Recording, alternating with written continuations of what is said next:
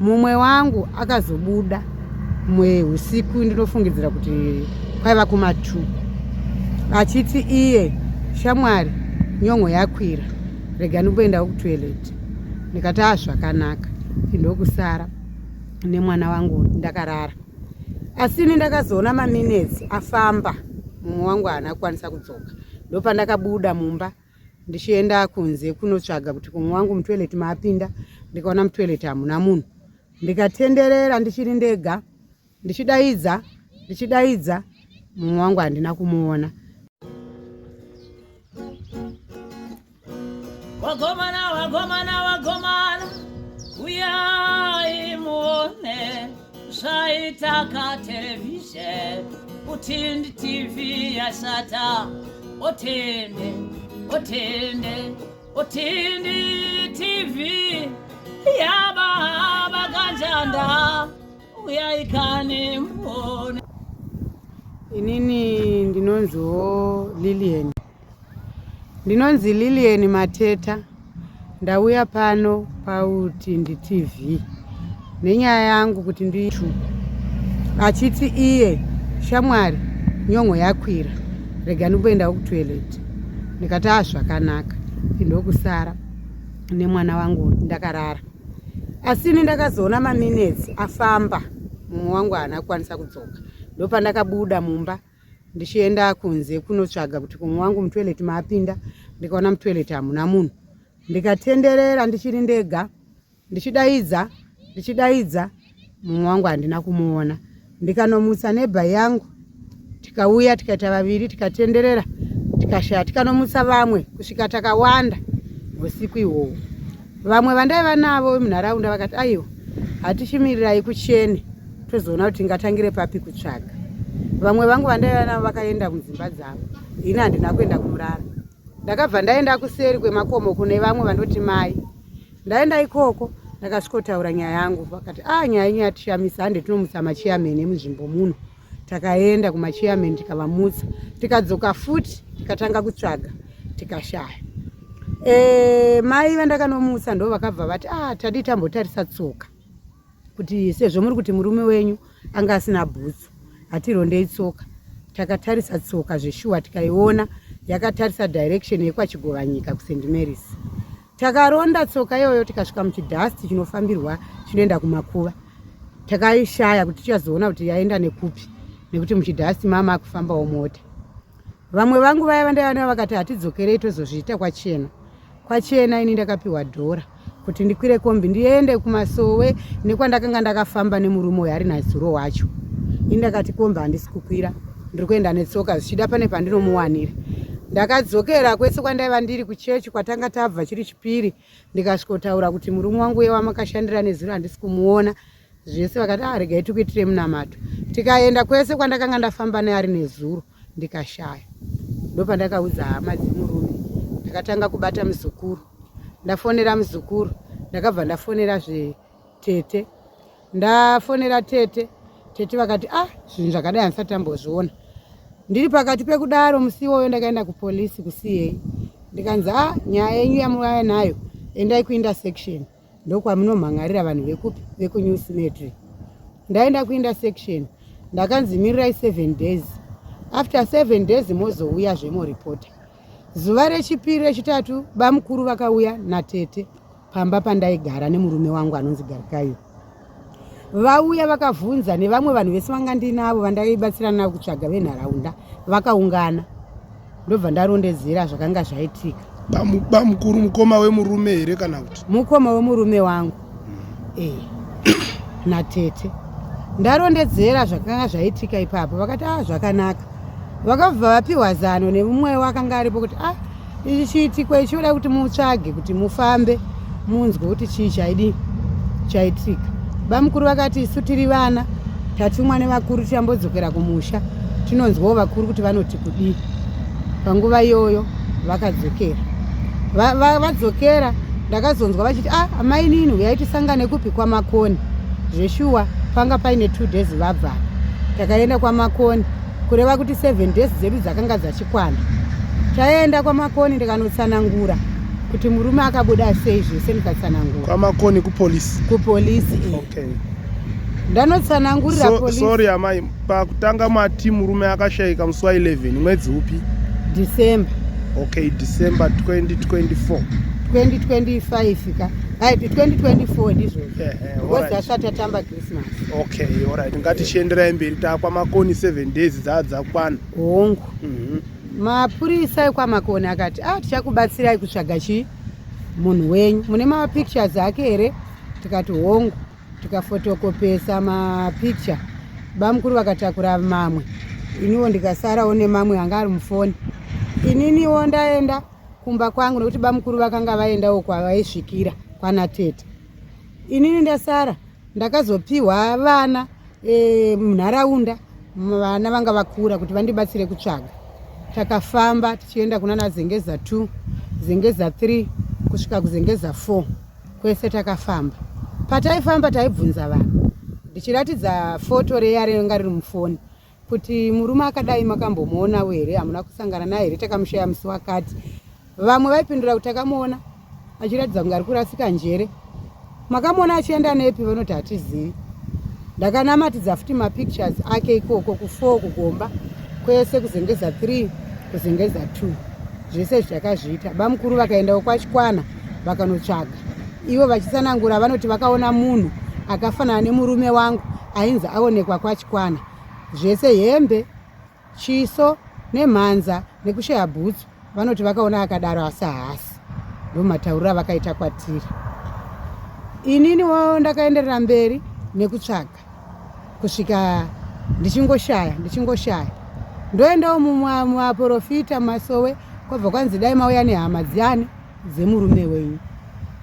Ndakafonera bamukuru muri kudiwa kumweya kuno nekuchivanhu ndakanga ndichienda. Pane pamwewo paitonzi vari kudiwa, vakabva vandifonera kuti kwanzi kunodiwei. Ndikati hanzi munongouya ne$10 paiva pachivanhu, munzwe kuti munhu akafamba sei. Vakati nouya, havana kuzodini, havana kuzouya. Kubva ipapo kusvika nhasi havana kuzombodzoka. Saka inini ndaitaura nemuzukuru ndichifona muzukuru nyaya iri kunoku ndiri kunetseka nekushayiwa kwandaita chisekuru. Muzukuru akati chataurana nabamukuru venyu mbuya kuti muuye kwamurewa mutaure nyaya yenyu nekuti vana vatezvera venyu vari mumusha naamwene venyu vari kuti imi hasati ambokuonai, tiri kungonzwa nzi mwana wedu anga aine mudzimai kuHarare. Saka zvinoti mungoti huyai kuno hazviti. Imimi chikwirai mudi muuye. Ndikati zvakanaka muzukuru, ega nditsvage mari. Ndiri pakati pekutsvaga mari muzukuru uye akandifonera kuti hanzi naamwene venyu kuno musauye, hamusi kudikamwa. Mukauya kuno kunorohwa munhu. Muchagovinga iko kuno, mwana wangu pasisina. Chii chamuchainga kuno? Saka muzukuru akanditaurira kuti vamwene vari kuti ivo vatambira losi, vangomirira kuona pakafira mwana wavo. Zvekutsvaga kana zvekudii, kereke yavo yavanoenda haivatenderi kuti vaende pamuprofita, vaende pan'anga. Saka ivo vakugamuchira losi yavaita sei. Uyezve muzukuru akazonditsanangura kuti zvanzi kana akanzi afa hembe dzake havasi kutora, havagovi. Ini ndini ndichaona zvekuita nadzo uyezve zvese. Saka ini ndaremerwa nazvo. Ndozvandipa kuti ndiuye kuno kuti ndiTV nditsvage rubatsiro kumhuri yeZimbabwe. Kuti kwa inini handizive, ndine mwana havandizive, ini amwene vangu havandizive. Pandakatorwa nemurume wangu tanga sati atoenda kunoti vandionewo, nekuda kwekuti murume wangu aingogara achirwara. Saka zvandiremera nhasi kuti ndingonzi inini ndichaziva zvese, usauye kuno. Saka nhasi ndauya kuno kuzotsvaga rubetsero. Ndine mwana wandinaye nemurume uyu ane gore ne3 months. Hapana hama yemurume iri kundipa sipo, hapana hama yemurume iri kundipawo kana chikafu. Ndiye here wamakaberekwa? Ndiye mwana wandakabereka ari kumusana.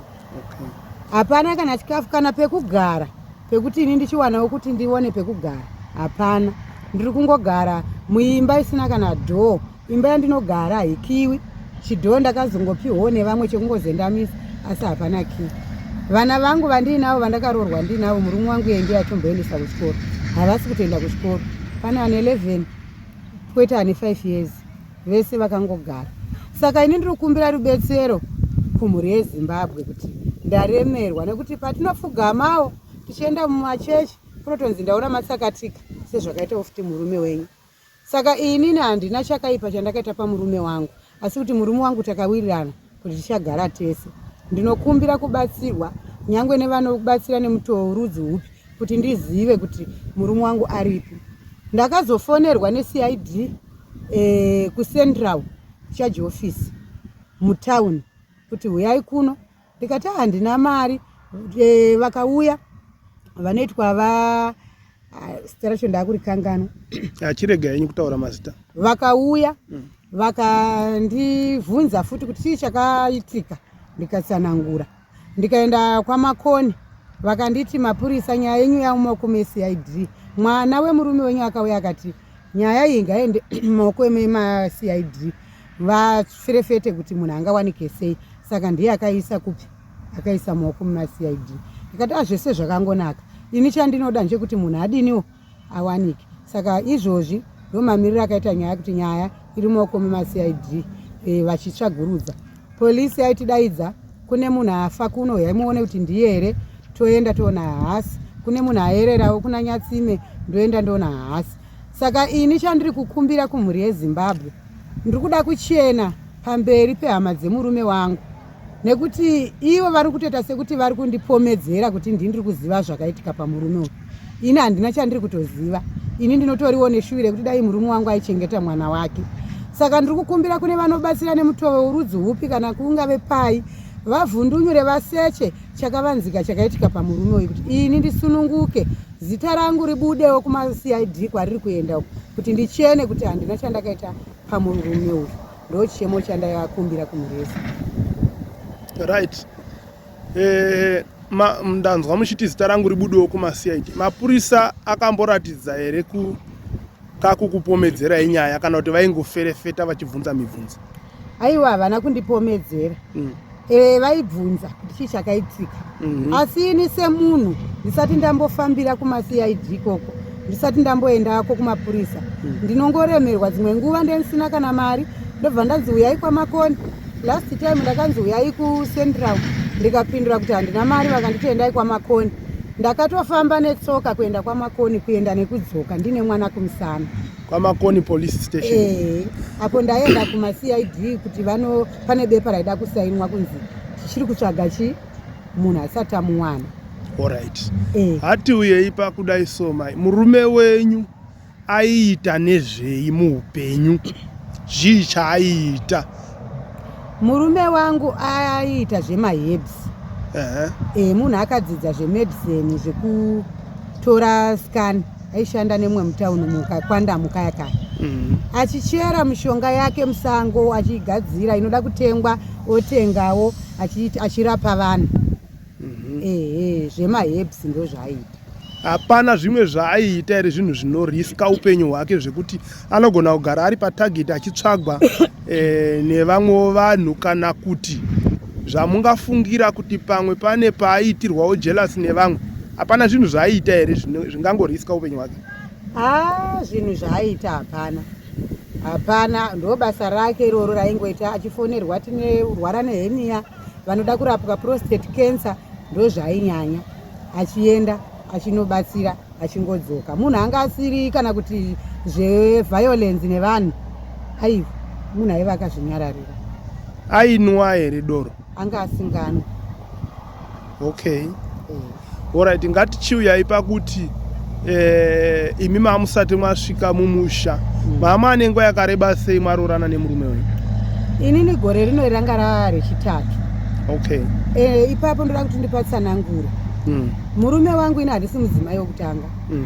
Kune mudzimai wake anogara kuStone Ridge wekutanga. Kune mwana mumwe chete, mwana iye kana asiri kukanganisa ane 25 years, akatoroorwa.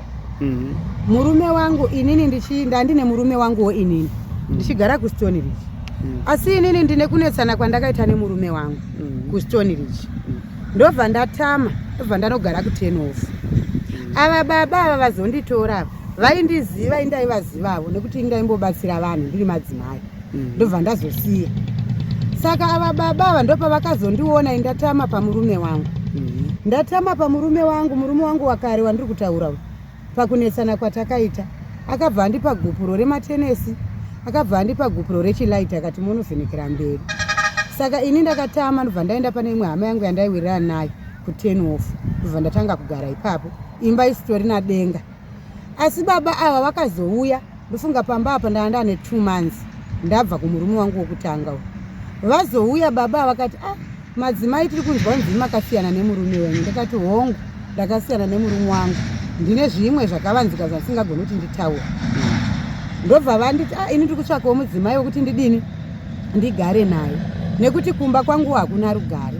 Zvamaiona tichati tibatsirwa, ndanga nditoriwo mumoto. Ndakaratidzwa picture nemudzimai wangu yemunhu akachekwa chekwa, kuburikidza ivo vatorerwa jaketi nemuramu mukadzi wemunin'ina wavo aigara kubhindura. Saka nhau iyoyo yakanetsa, uyezve vakataura kuti nhau yandiri kunetsana nemudzimai wangu inhau yemba. Ndakaroorerwa zvese ndikapiwa, ndikavaka 5 rooms paStone Ridge. Asi mukadzi wangu ari kuti kana hama dzemurume dzikauya anoti ini handina changu pano. Ndakatenga rata rimwe chete. Hama yese, hama yenyu haina chinhu pano, ndakatenga rata rimwe chete. Saka ini rugara handina nemudzimai, ini mudzimai handichadi. Zvakadaro baba vakaramba vachiuya kwandiri kusvika indabvumawo. Ndadanana nababa ava. Ndadanana nababa ava tikawirirana kuti ndo patichagara tese, ndo patakatanga kugara tese. Ndobva vabva kumudzimai wokutanga. Saka hama dzavo pavakadziudza kuti inini ndabva kumudzimai wokutanga, hadzina kutambira kuti vabvirei kupi kumudzimai uyu. Baba vachitaura kuti mudzimai uyu aida kundiuraya, akandidyisa mudumbu mavaiva vachinetsikana namo. Zvese izvozvo havana kutambira. Murume wangu akatsanangura kuti chandasiyirazve mudzimai mukuru ndechekuti amai vake vakarwara kwemakore vachigara paStone Ridge. Vakanotora n'anga yekunyatsime. N'anga iya yauya vainamata nayo chechi yavo yeWatchtower. Vauya papo pamba pamusha paigara murume wangu nemukadzi wake. Mbuya ava vakapa muko kumurume wangu nemukadzi kuti 12 days musingavaki bonde. Murume wangu akabvunza kumudzimai wake kuti ini handisati ndapo ipapo. Akabvunza kuti ko imimi nemhaka yei mapiwa mutemo iwoyo zvika nekuti mai vari kurapwa. Murume wangu akati ko ini ndini kurapiwa ere. Mbuya vanonzi vakaisa hoko matimana dzine muko wokuti dzinofanira kuramba dzichidiridzwa. Murume wangu akataura kuti chisara nemusha wenyu. Saka zvikura kuti ambuya vakapora, maruva achasarirani pano. Mukadzi mukuru yakadara kune murume kuti mai vangu vane kodzero yekuti vaite zvese zvavanoda pano nekuti vakabvisa $50 pakutenga ground. Zvinova ndo zvakarwadza murume kuti achitanga kutsvaga inini. Saka ini handina kutambirwa mumusha mune hama, nepamusaka pekuti ini handiendi kuWatchtower, uyezve inini ndinoita zvematare, ndinoita zvechivanhu. Ndakarwara 2020 ndichizvara mwana wangu, ndobva ndairwariswa nechivanhu. Chivanhu ichocho ndobva ndakumbirirwa nedzinza rangu, ndobva ndapora. Saka ini ndinotopoterwawo nedzinza rangu. Saka ava mai guru zvavakaziva izvozvo vakaudza hama dzemurume kuti hama yenyu yaroora n'anga, yaroora munhu anoita zvemanjuzu uye zvane chirwere, vakataura zvakawanda. Saka mai guru ava ini ndabva pamba pangu ava vakachibatana nemurume uye wandakasiya. Vainzi nevana vaiuya kumba manheru vachitorana nemurume wangu wandakasiya. Vaienda kwavaienda, hamnoti vaienda ipi kuti kun'anga kana kuti vanga vakudanana hapana anoziva. Saka murume wangu akazotanga kutaura kuti ava mai guru vakazotanga kutaura kuhama dzemurume kuti hama yenyu yatora mukadzi wemunhu, hama yenyu muchaishaya. Mai guru gore rese rapera nerakapera paseri ngangoti makore 2 vaifona mazivese kune vamwe bamunini vachititorai hama yenyu isati yafira ikoko. Mukadzi iyo ndaona azopiwa mhosva, torai hama yenyu. Asi murume wangu neni nekuti aidanana haana kukwanisa kubva pandiri. Saka izvozvo mai guru vataura, murume wangu semunhu aindida haana kukwanisa kuti ataure kuhama dzemurume. Mai guru ndo vaipirikira mashoko kuti mukadzi wemurume uyo ari kumudatiza nevana vemunhu, ava mai vangu vari mukadzi wemunhu. Asi inini ndakanga ndarambana nemurume wangu, asi handina kuita nguva yakareba ndabva pamurume wangu, ndopandakabva ndaonana nababa ava. Saka zvakadaro zvese ndo zvimwe zvakonzera kuti ini mumusha umu ndinzi aiwa. Saka nhasi pari kuhwandwa apa kunzi inini ndiri kuziva kwakaenda murume, vari kuti kuda murume wangu wandakasiya uya ndiye akatsvaga matsotsi ekunyangarisa baba kana kuti zvikomba zvangu nekuti pana tete vakatondiudza ini kuti muroora ndo zvandanga ndichifungidzira kuti pamwe iwewe murume wako uya ndiye akanyangarisa baba. Ndikati zvese izvozvo hapana chakamboitika chakadaro, nemurume wangu taigara zvakanaka, zvese taiwirirana. Saka so hapana ari kuda kunzwa nyaya yekuti kufambwe. Ini ndichitonzwa zvakare kunonzi kwakatodhonetwa mari yekunzi murume wangu atsvagwe ikadyiwa ikoko kumusha kwana amai ikoko. Handichazive kuti ichokwadi here kati manyepo nekuti ndezvekunzwa, asi izvi zvandataura ndo zvakaitika. Saka ini ndiri kukumbira kubatsirwa kuti murume wangu awanike, kana kunzi kurasika njere zvatiri kunzwa arapwe ndigare nemurume wangu. Alright amai, ngatimbonzwa ipanhau yekuti imi murume wenyu wamakaparadzana naye wekutanga uyu makaparadzana zvakanaka zvekuti hapana here ane daka nemumwe. Ndiri kunzwa muchiti akakupai gupuro, akakupirai pamatare amambo here, akangokupai makangopanana muri 2 here, uye makarambana zvakanaka here zvekuti hapana iye haasi kuzwawo jealousy here zvamazororwa neuyu munhu waanoziva iye, hapanawo godo riri kusimuka here kwaari zvekuti iye haasi kurwadzirwa here? Ndinoda kupindura hangu panyaya dzegupuro apa. Gupuro iri akandipa tiri mumba medu, akanditi inini iwe hauna kudzidza ende hausi klasi yangu, saka ini handichakudi, chisimuka uyendi. Mushure mekunge ataura mashoko mamwe andisingagoni kutotaura panguva inoi. Asi ini ndakatambira ndikaita 1 week ndakarongedza mabhegi angu. Murume wangu uyu ainyatsoziva background yangu yese kuti ini ndiri nherera ndina vabereki ndakadai, saka aitora advantage iyoyo. Ini ndo pandakaona kuti mu2020 ndine nhumbu yemwana wangu ndakachekwa nebanga pagumbo. Semunhu ndisina vabereki, semunhu zvakare ndisina wokuudza, handina wandakazvitaurira. Asi apa ndakapiwa gupuro ndakangoti ndinozokorodzwazve sezvo pai ndakambochekwa ndine nhumbu. Ndobva ndabuda mumba umu ndanotsvaga kwangu, asi kuti ndichiziva kuti godo akanga asina here kana kuti akanga ainaro ipapo handizivi. Asi mashoko ekuti murume uyu ndiye atengera vanhu wekuti ava baba vanyangarike, ini handisati ndambosangana nawo, nyangwe pamweya nyangwe mukugara handisati ndambosangana nezvakadaro. Right.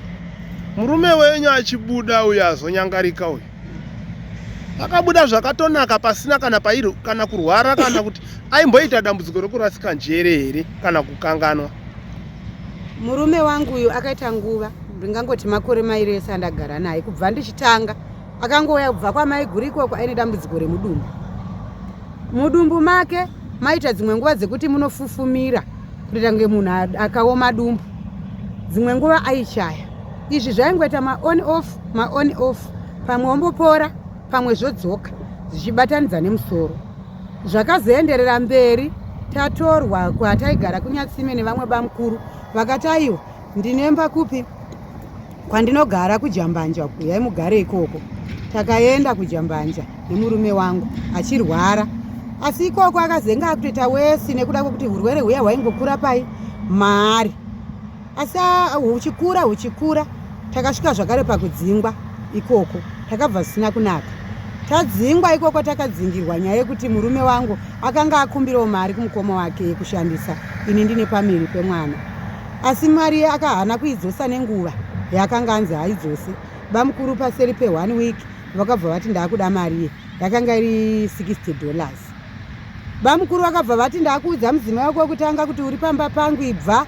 Vakataura zvakawanda tikadzingwa. Asi murume wangu taakunyatsime, urwere hwakaenderera mberi zvokuti ipapo akanga arwara ndakuita kutomugezesa. Asi ndakatsvaga mumwe mupostori anobva kuChimanimani uko akaya akanamatira murume wangu.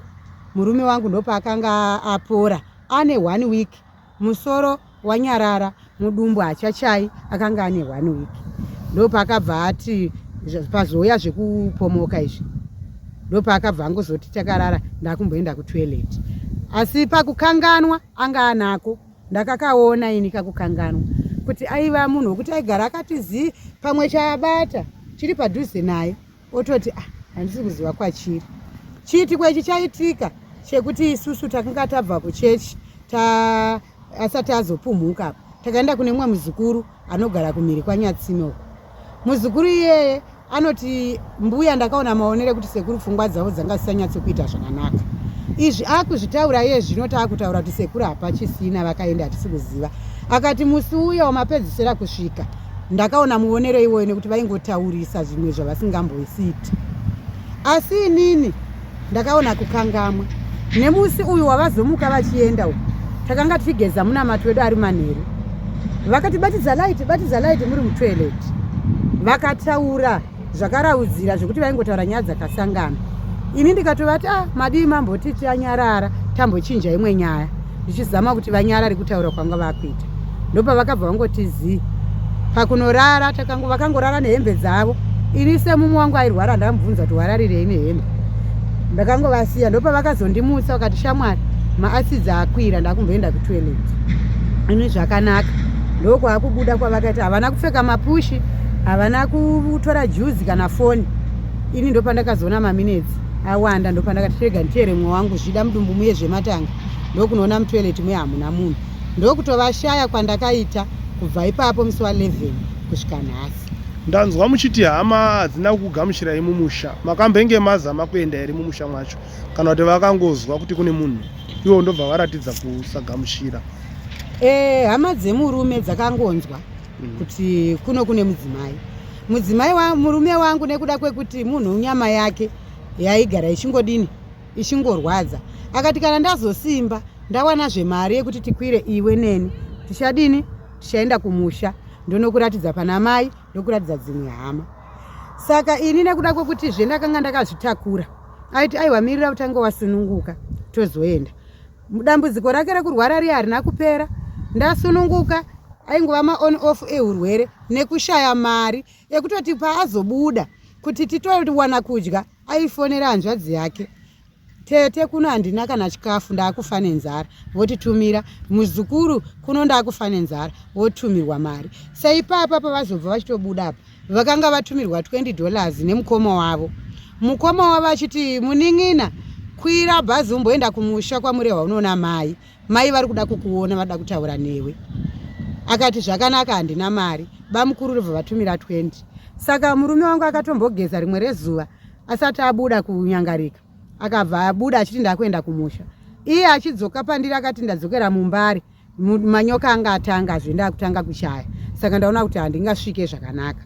Hapana kuzoita mazuva mairi ndopaakabva anyangarika. Alright. Uyu mukadzi wake wekutanga uyu munosimbotaudzana?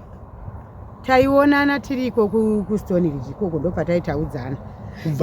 Kubva pamarorwa imimi nemurume uyu? Aiwa hatitaudzane hatisati tambosangana.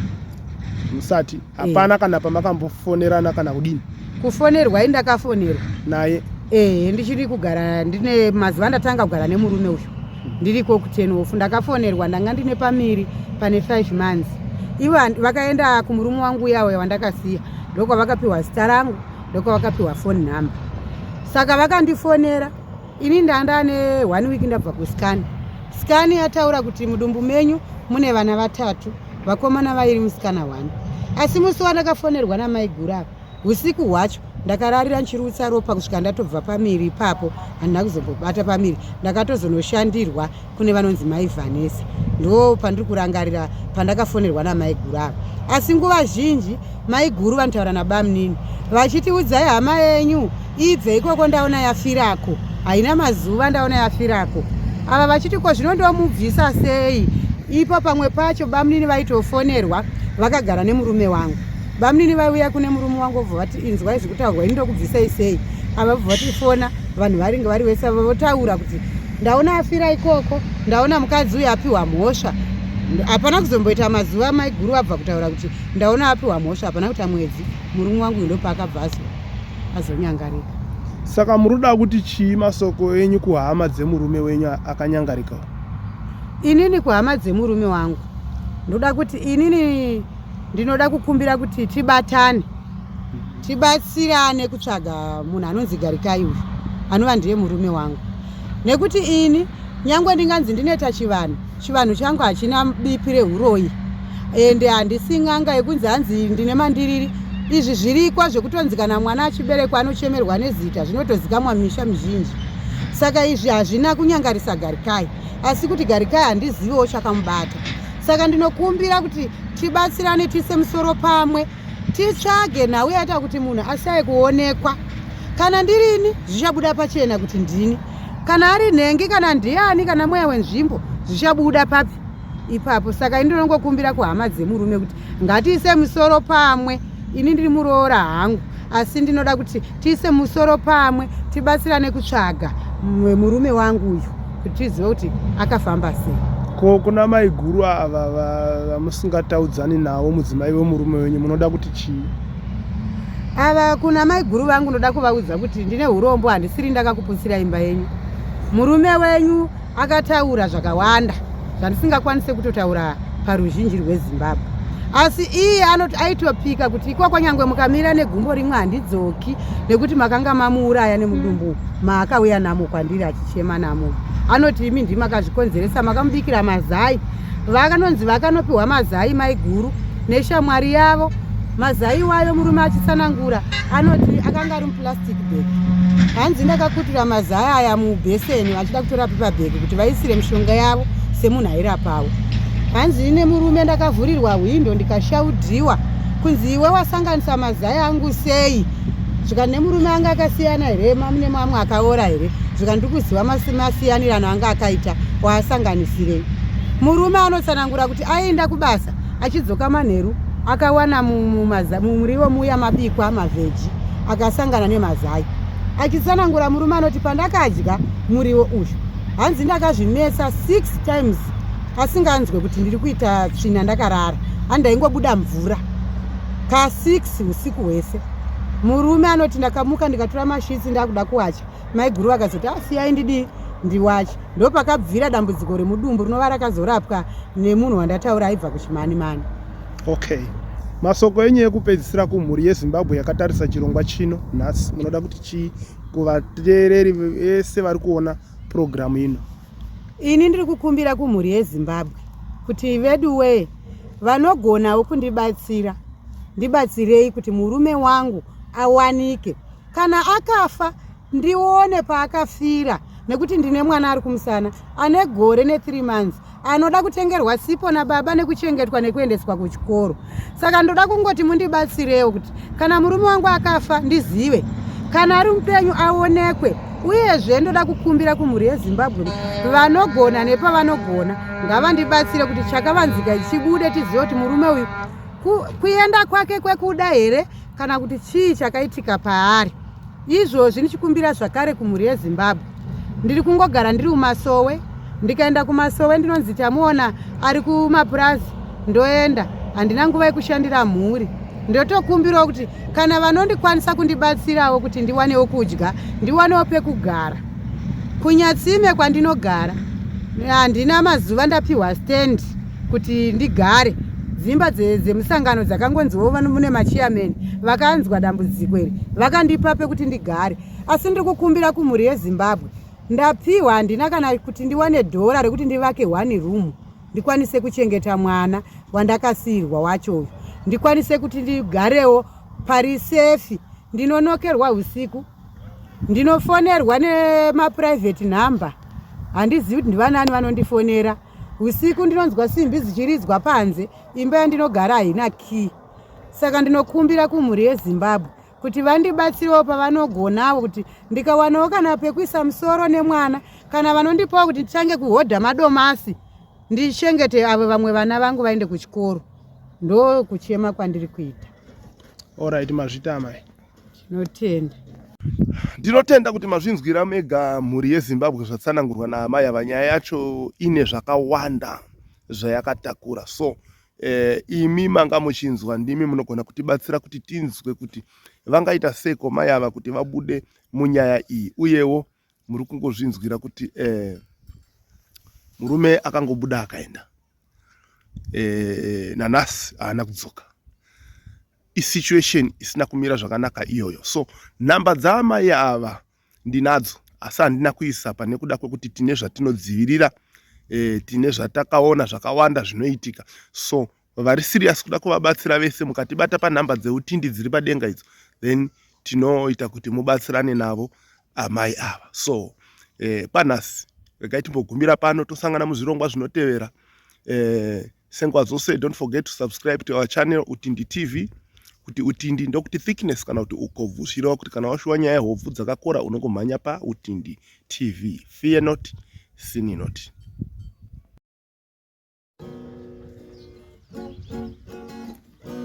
Wagomana, wagomana, wagomana, uyai muone zvaitaka television Utindi TV yasata.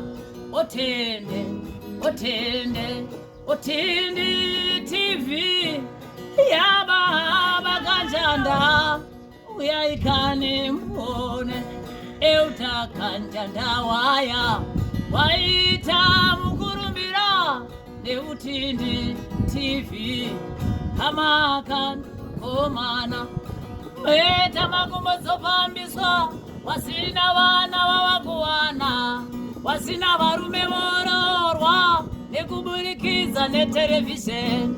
Otende, otende, otende, otende baba nesuo tasimuka tarirai